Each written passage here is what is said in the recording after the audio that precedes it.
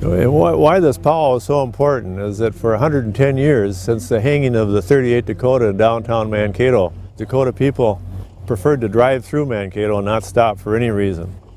Amos, Owen, and his tribal council came to Mankato and visited Jim and the rest of us at the YMCA where Jim was the director. And we had a mini powwow, and that kind of created an atmosphere of friendship and reconciliation right there in the beginning. I met Amos Owen in 1958 at Prairie Island, and Amos had an ancestor that was hung here, just like Vernon Ashley's great-grandfather. And so I got very, very interested in it, and I thought if there's anything I could do in a positive way to help the Dakota people, I would do it. One thing led to another. I had a number of friends in Mankato who became interested too. Yeah, Jim Buckley and Amos Owen and myself, I guess you could say we were the founders of the powwow. Jim Buckley and I were jogging one night in early spring of 1972, and we were trying to think of some kind of a project we could do with the Wiseman's Club. That's a service club connected with the YMCA here in Mankato. The reason we were thinking about doing something that would be attractive to visitors is because there was an international plowing contest being held in the south of Mankato, and there are going to be people from other countries here competing in the contest and all that sort of thing. Amos is a good friend of mine, and why don't we talk to him about the possibility of putting on a powwow? And Jim thought it was a good idea, and so we first of all presented our case to the Wiseman's Club, and they reluctantly listened to us. They never knew much about Indians, and they were concerned about how the public would react, that sort of thing. But they went along with it. And then I called Amos Owen, and didn't take him but 1 second to say, all right, well, I'll be there. We'll start our meetings right away, and I'll contact other leaders from the other tribes, and we'll get something going. The three of us formed, the nucleus of it. And then Amos's wife, Owen, and his brother-in-law, Wally Wells, and Gertrude, his wife, Norman and Edith Crooks,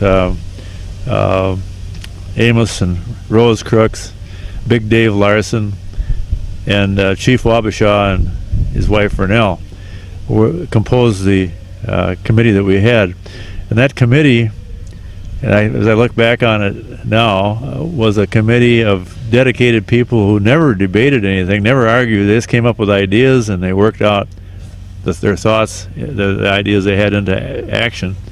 And as we got closer and closer to the powwow time, there got to be a feeling of euphoria. I could just feel it with these Indian folks. I mean, this is big, because it's the first time in 110 years had Indians felt safe coming to Mankato.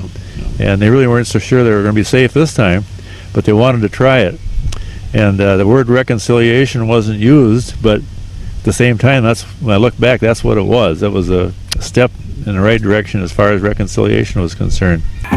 Well, I think it means quite a bit. I asked a Dakota friend of mine a few years ago, after he'd participated in these powwows for a while, how he felt about the powwow from a Dakota perspective.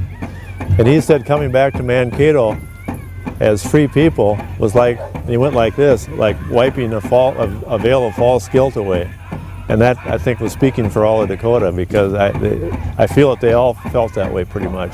Amos saw this as a real chance for bringing about a sense of reconciliation amongst the white people and the Indian people. And many other things have happened as a result of these powwows, and it really has brought the different cultures together.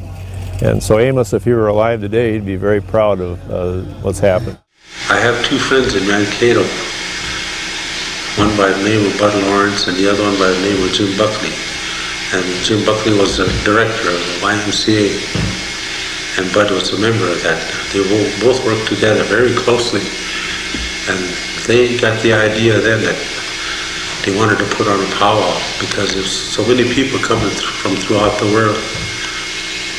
So 1972 we set up a powwow. We went into Mankato.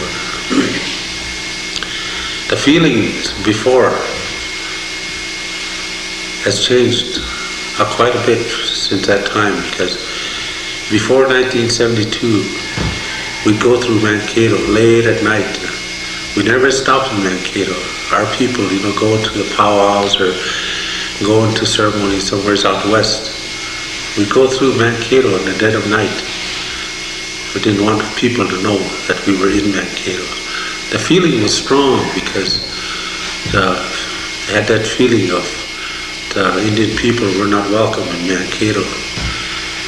And 72, when we went into Mankato, even some of the people, they are members of a club that's organized, and they call it the Mankato Club in Mankato today. They themselves came out and said that the Indians were coming into town, and the people went home, locked up their homes so that the Indians would not come in.